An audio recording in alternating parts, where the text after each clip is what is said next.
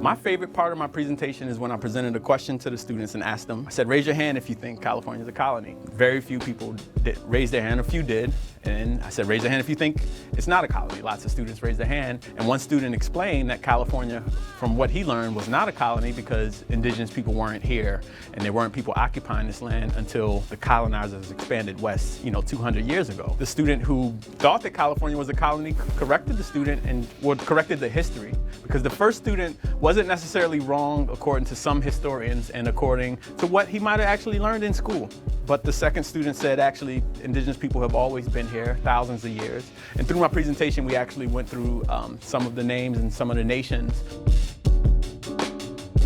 I think the Know Your Rights camp is really the closest thing we have to like the 10-point program of the Black Panther Party distilled into like a pill for one day for students. They're here all day, 8 to 5. Education and history was the first part of the Black Panther Party. Before you could become a member, you had to read books and learn about history.